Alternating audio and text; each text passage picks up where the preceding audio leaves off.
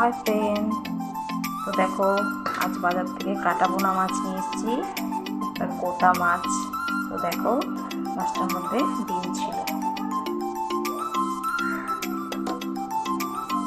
দেখো গোটা মাছটা, দেখো ভালো করে দেখাচ্ছি, পুরো একটা গোটা মাছ। আজ এটাই রান্না হবে।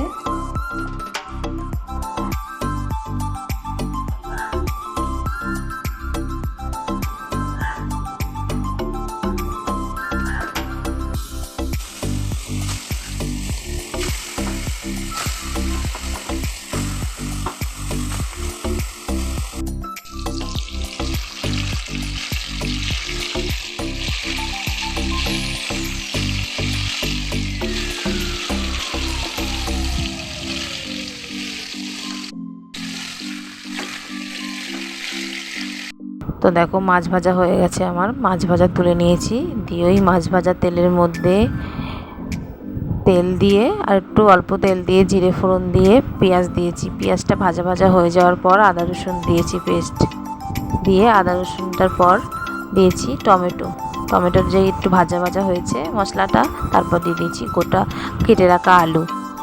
তো ভিডিওটা তোমাদের দেখাতে পারলাম না, তাই মুখেই বলে দিলাম। তারপর দিয়েছি হলুদ, নুন স্বাদ মতন, গুঁড়ো লঙ্কা, জিরে গুঁড়ো দিয়ে ভালো করে কষিয়ে নিয়েছি আলুটাকে। তো দেখো আলুটা কষাতে থাকবো যতক্ষণ না তেল বেরোয়। তো মশলাটা কষানো হয়ে গেছে, তেল বেরিয়ে এসছে, তাই এর মধ্যে এবার জল দিয়ে দিলাম।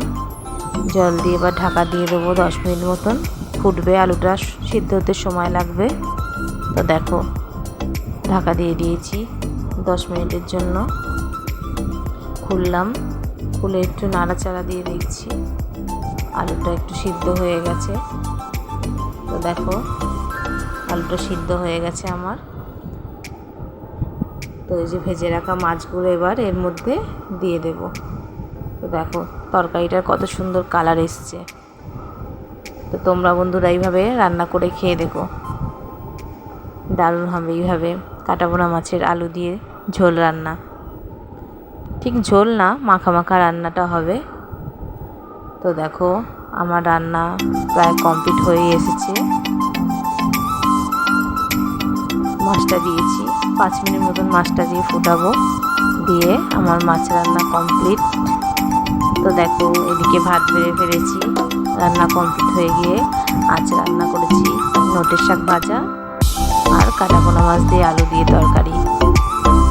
তো চলো বন্ধুরা, আমার তো রান্না কমপ্লিট হয়ে গেছে, ভাত বেড়ে নিয়েছি। তো চলো এখন খেয়ে নেব। তো দেখা হচ্ছে আবার পরের ভিডিওতে। তো টাটা বন্ধুরা।